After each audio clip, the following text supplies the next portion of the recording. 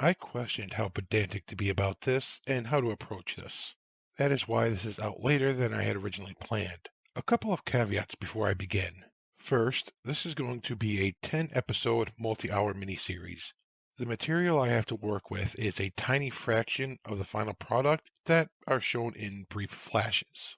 Second, this video is only looking at the promotional material from an historical perspective. Any criticisms I make during the video does not mean that I think the show will be bad, nor meant to take away from the work that has been done on it, because there has been a lot of time, money, and work put into this as far as I can tell. Due to the amount of material, I will only be looking at the 3 official trailers. I will not be going through the teasers or making of videos, although I will use a couple of stills from the teasers and trailers in other spots because they illustrate what I'm saying better. So I should cut this short and just get into talking about the show. The story of Shōgun is set in Japan in the year 1600 and is loosely based on historical events, and a number of primary and secondary characters are loosely based on historical people. For example, one of the main characters is John Blackthorne, based loosely on William Adams. Lord Toranaga is based on Tokugawa Ieyasu, Lady Mariko is based on Hosokawa Gracia, Lord Ishido is based on Ishida Mitsunari, and Father Alvito is based on, and I will probably butcher this pronunciation, Xiao Rodriguez, just to name a few of the main players. Blackthorne is an Englishman who is hired to work as the pilot or navigator of a Dutch privateer ship who ends up being essentially stranded in Japan. He and his crew wanted to reach Japan, but bad weather and a number of other factors led them to do so with a ship in badly beat up shape and a crew of dead and severely ill and weakened sailors. Blackthorne lands at the village of Anjiro, which as far as I know is a made-up village, on the Izu Peninsula, where his ship, Rasmus, limped into coastal waters. In history, Adam's ship, which I will also probably butcher the pronunciation of this, De Lifte, arrived on the eastern coast of the southern island of Kyushu. After arriving in Japan, the ship is confiscated, leaving Blackthorne with no way to leave. The Portuguese and Jesuits have already gained some foothold in Japan. Back in Europe, the 80s-year war was going on due to numerous political and religious issues. In Japan, tensions were starting to come to a head between the eastern faction led by Tokugawa Ieyasu and the western faction led by Ishida Mitsunari, both claiming to be acting in the interests of Toyotomi Hideyoshi's heir, Hideyori. In late October 1600, the Battle of Sekigahara would see the main forces of these two sides coming face to face in a decisive battle. While neither the source material of the novel nor the 1980 miniseries based on it shows Sekigahara itself, the story is a fictionalized drama and romance set in the lead up to this battle. I know this is very general, and I try to spoil as little of the plot as possible while giving a little bit of the story setup and historical context of when the story takes place. So it takes place in Japan in 1600 in the prelude to the Battle of Sekigahara. An elephant in the room, as it were, is the languages used in the show. Now, before I go on, I understand that this is an English language production whose main audience is English speakers, but this video is about evaluating the historical authenticity shown in the promotional materials so far. Therefore, the languages used in the show are not completely historically accurate. Everyone speaks either English or Japanese. Even the Portuguese and possibly some Spanish Jesuits speak English amongst each other. Everyone should be speaking Japanese, Portuguese, or possibly some Latin depending on who they are and in what situations, most of the time. Blackthorne's crew and him, between them and him also, should be communicating predominantly in either Dutch or English. The conversations between Mariko and Blackthorne should be in either Portuguese or Latin, and that includes when Mariko is interpreting for him. On the positive, however, we do get subtitles with the Japanese speaking to each other. This means that unlike the original 1980 miniseries, we can hear from the characters themselves rather than a narrator who sometimes just gave a gist of what was being said. In addition, a lot of Japanese does seem so far to be older style Japanese.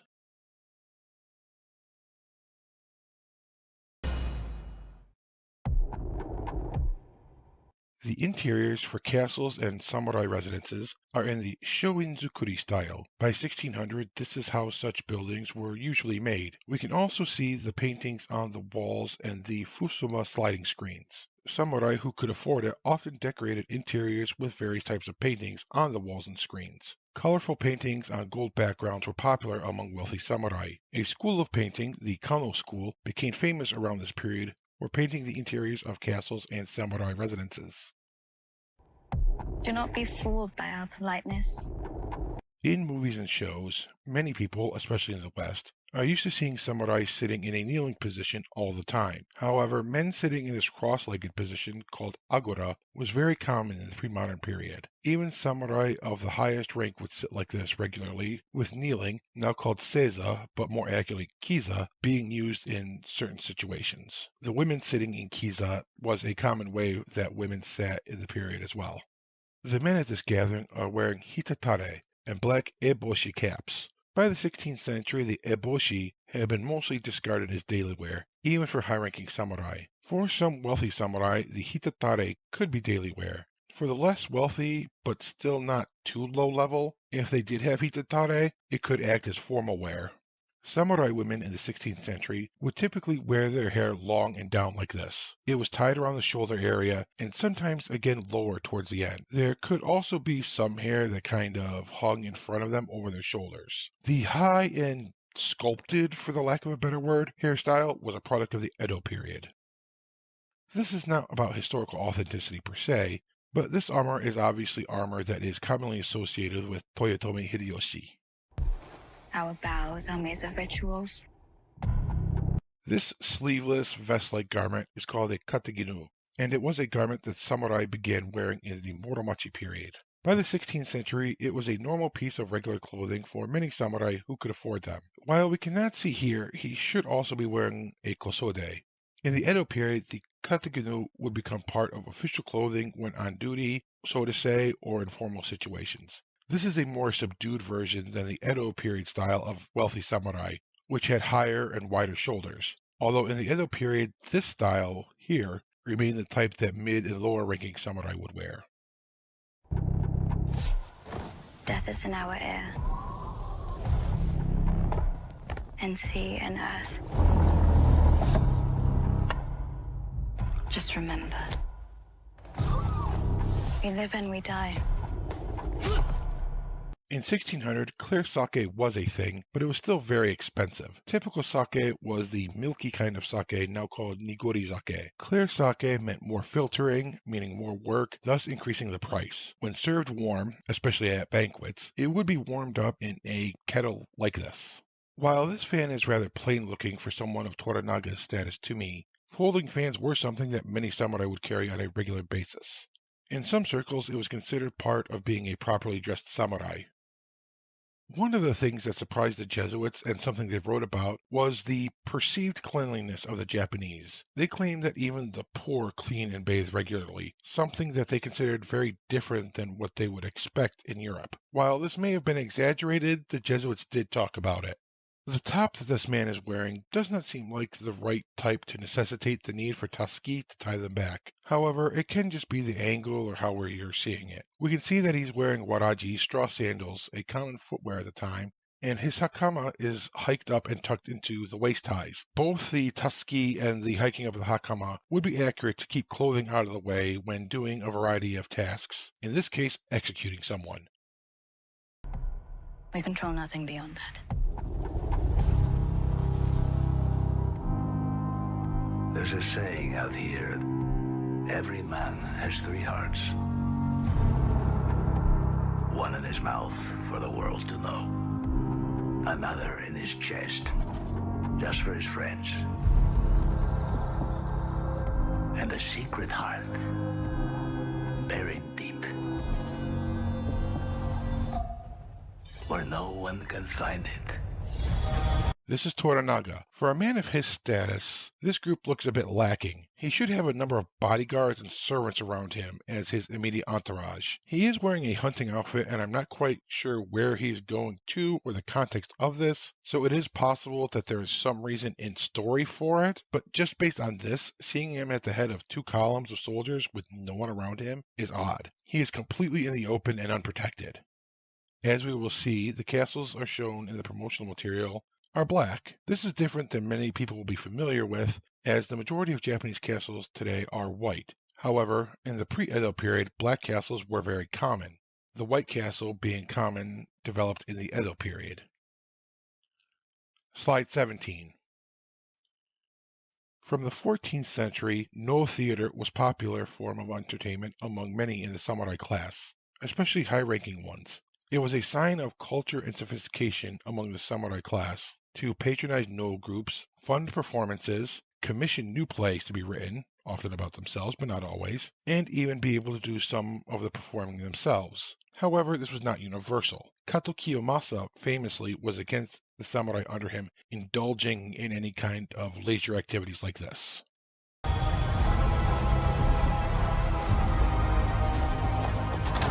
What kind of man wields power in a land like this? Most of Japan would not have been as urban as this. However, there were a few major urban centers in 1600, and some of them were in the area where the story takes place. So depending on where this is, it might still be a bit too densely shown, but not implausible either. Both Osaka and Kyoto had an estimated population of around 300,000 or so in 1600. Edo, or modern Tokyo, had an estimated population of only 60,000 at the time. Samurai did use animal hair or fur and even feathers. Not all of them, not all the time, but having fur on this jinbaori would not be out of place, especially on a rainy day like this scene takes place. Although as we will see, these could also be feathers. The one with the open or the one you never see? Will I die here? Likely. High-ranking samurai would have lower-ranking samurai among them as their attendants, and one of the things they might do was help their lords dress. Lower-ranking samurai could have regular, non-samurai servants do this. We can tell by their hairstyle that these boys have not yet undergone their coming-of-age ceremony. They are probably sons from the families of close retainers or vassals.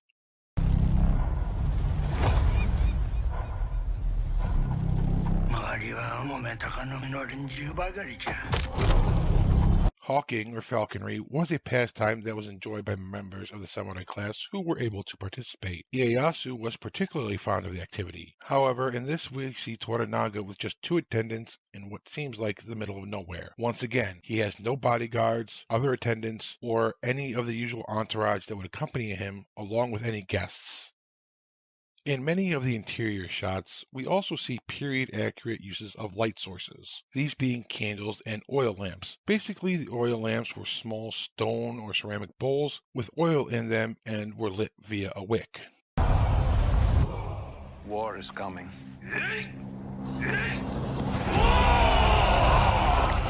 Life and death are the same.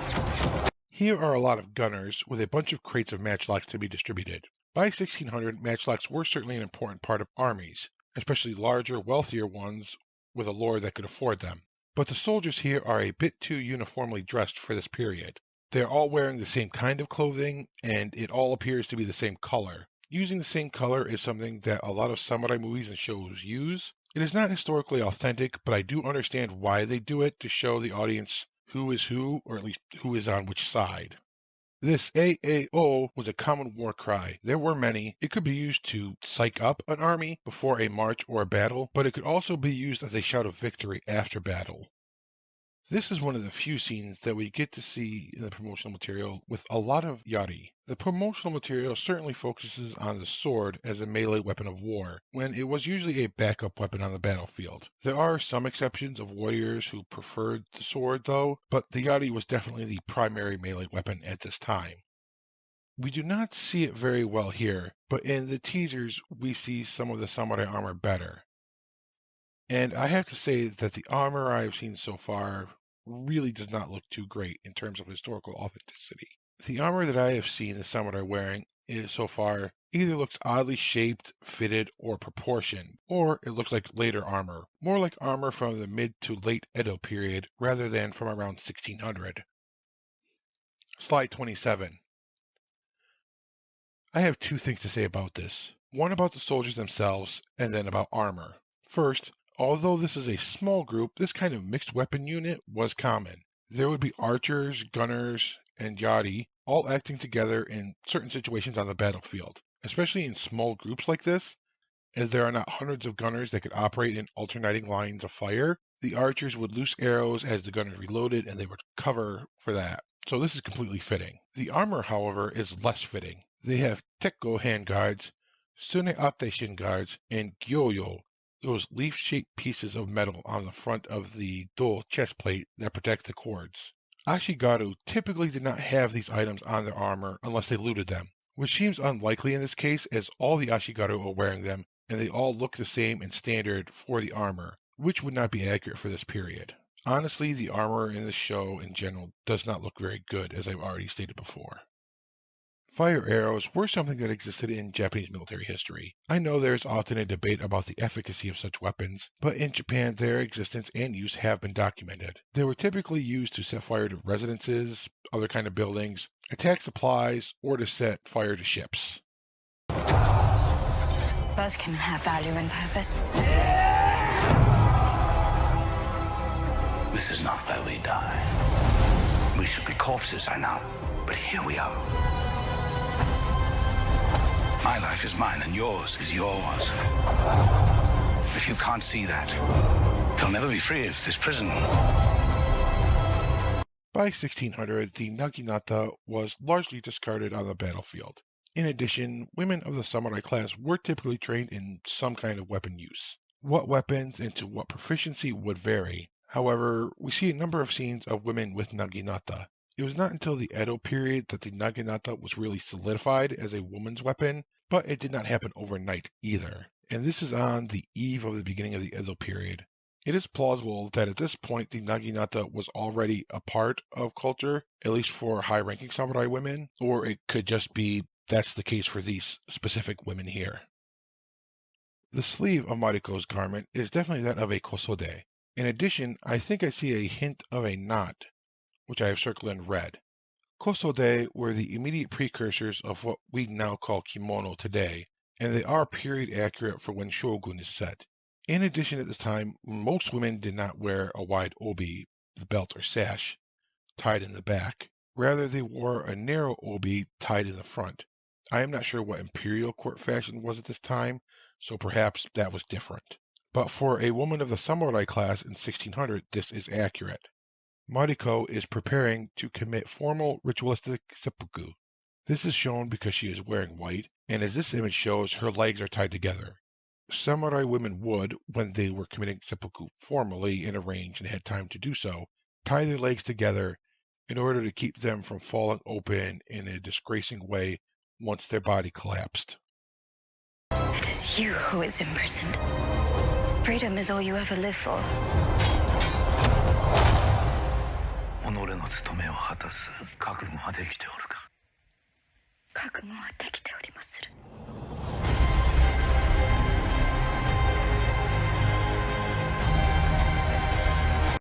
In my general thoughts video, I mentioned that I think this is dressed like a stereotypical pop culture ninja. I also recall someone making a comment claiming that they worked on the costuming for the show and that this was not the case. I cannot seem to find that comment now. I'm not sure if it was deleted or if I'm missing it. I have no reason to just dismiss or accept this person's claim. I do not know either way. However, after watching this several times, I still stand by what I said. This looks like as it is presented here, more or less. It looks a lot like a stereotypical ninja dressed in black to me. I will admit that the clothing style looks like it might be a little bit more authentic to the period, rather than the more modern 80s ninja suit. But I personally still see a masked ninja wearing black. I'm not claiming this to be absolute fact.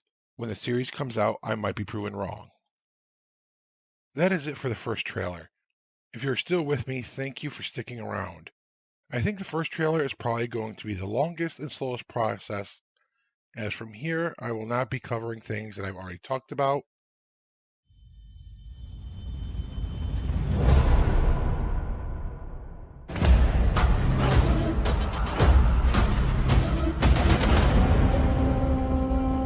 Maybe fate brought you here for a reason.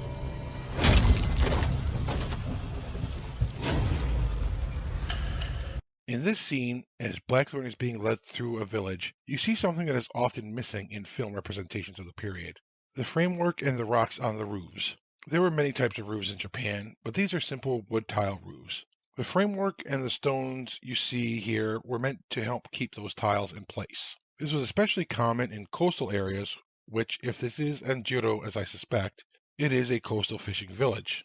One thing we do not see, though, is farms. Even though it is a coastal village, there would still be farms. However, this could just be the central part of the village, and there are farms in other parts of it that we will see.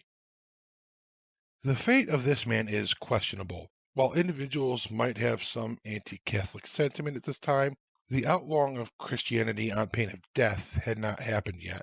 In addition, despite how much it has been played up in pop culture, a samurai could not really just go around killing commoners for no reason. While one may argue that they might have the right to do so, actually doing so in practice was full of issues. A lord that just killed commoners risked an uprising in his lands. He also risked the farmers and the other villagers just up and leaving. There's also the chance that if he had a lord, he might have to answer to his lord. This action of chibori, flicking the blood off the sword, and then returning the sword to its sheath, is something that is a relatively modern. It's a part of formal EI sword drawing techniques. It is not something that would have been done in practice. Once blood and viscera were on the sword, a piece of cloth would be used to clean off the blade. Another alternative was using some of the paper that samurai commonly carried with them. If those were not an option, clothing would do. Basically, a sword would be thoroughly wiped off before being returned to the sheath, not just a flick. Maybe you'll live long enough to find out what it is. I won't die in this wretched land. My master asks what you seek here. To vanquish our common enemies. This exchange happens quickly. They're standing there, and then for one reason or another, one of them goes for a sword, and then bang, it's on. And it's over quick. In addition, the guy on the left appears to be slashed across his face or cheek. Now, this may be more serious, but that is how it looks to me. This is not likely to be a killing blow, but for the vast majority of men, this is going to put them out of the fight long enough for the enemy to finish them off. Dear God, you don't know their games.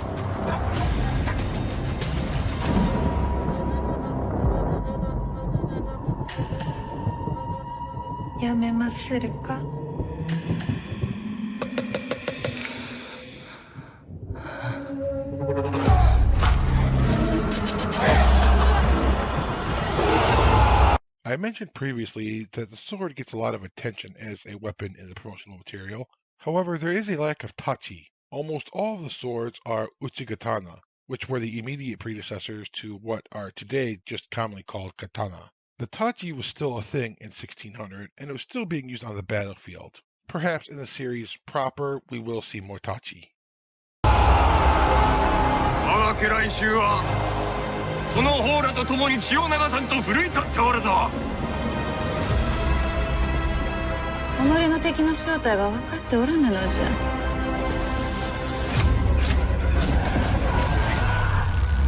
This might be a minor thing, but I thought I would mention it. This guy's helmet looks a little off. For starters, the visor looks extremely elaborate. That is a lot of work being done and very expensive. But more so, and this could just be me and how it is colored, it looks like this helmet is supposed to be all metal. This kind of high helmet was a thing that existed, but the helmet itself was a normal helmet bowl, with the high part being made of lacquered wood and paper.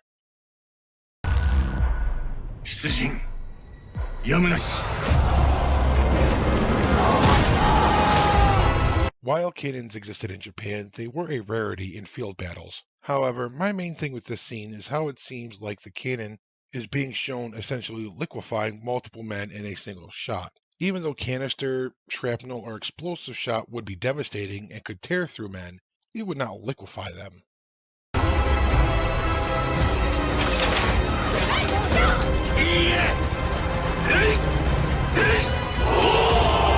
Flintlocks existed in 1600, but flintlocks never really caught on in Japan. Even pistols tended to be matchlock pistols.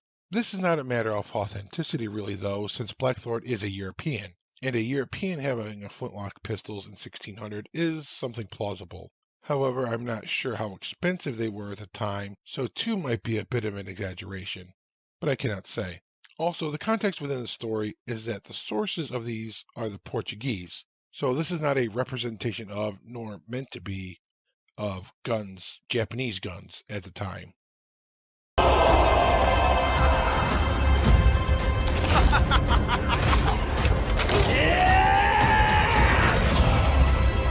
The ultimate rank a mortal can achieve. These kinds of hats with what could be called veils hanging from them were something often used by women of the samurai class, particularly higher-ranking samurai women. This appears to be after a battle, and he's either finishing off an enemy or taking a head using his short sword. Either one would be accurate for the period. Shōgun.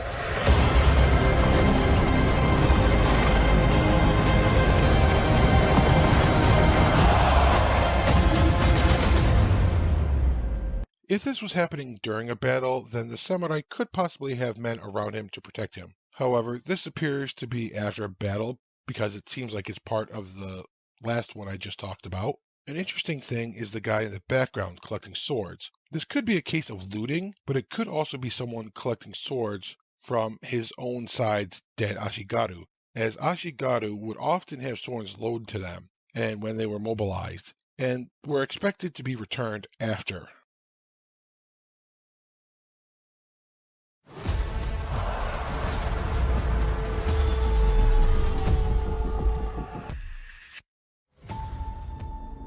Hear me, my son. I alone will tell you the truth. Death is the only punishment here. The idea that death was the only punishment is an exaggeration. However, the idea of incarceration as punishment did not really exist either. There were other physical punishments, such as labor and mutilation, as well as numerous other punishments that were not physical. Confiscation of land, fines, banishment, etc. could be imposed.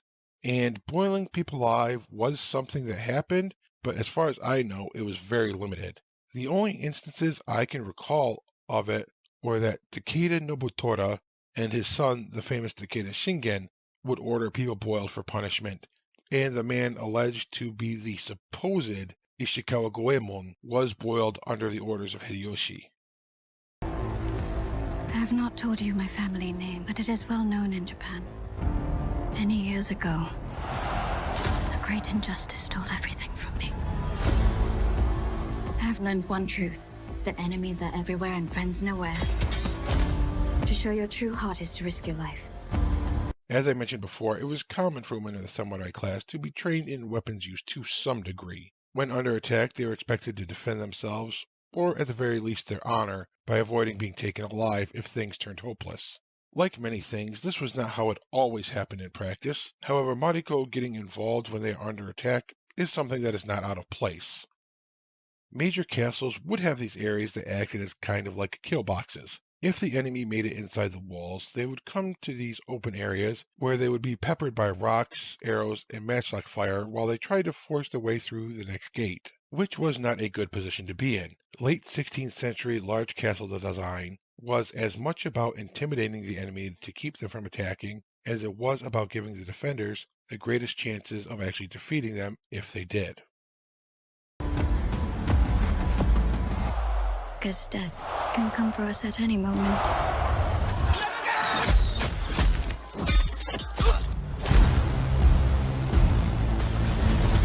Night attacks and ambushes were tactics commonly used throughout the history of samurai warfare. These could be launched on the battlefield, on castles, residences, or in a number of other circumstances. These are dire times. 日の本は戦乱の世に立ち返るわけ。Doomed lovers, cursed kings.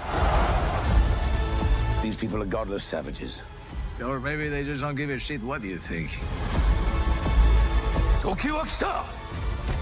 おごり高ぶった逆賊から日の本を守らねばならん。Arson was another tactic that was common throughout the history of Japanese warfare. もはや戦議は終わったと思ってよいのじゃな。動けない。As I'm sure many of you know, earthquakes are a common occurrence in Japan, and something that they've had to deal with throughout their history. The placement of this one little encampment in the middle of nowhere is something that seems odd to me. Once again, where is Toranaga's entourage? These slits in the curtains, called generically maku, are not tears. They are intentional. They would look out through, and archers and gunners could use them to fire out to protect the encampment. その後己の敵の正体が分かっておらぬのじゃ You cannot play their games. That's how they dominate. A title revered through the ages. This is more of just a break from the trailer, but I will mention here that women of the samurai class typically carried daggers on them. Shōgun.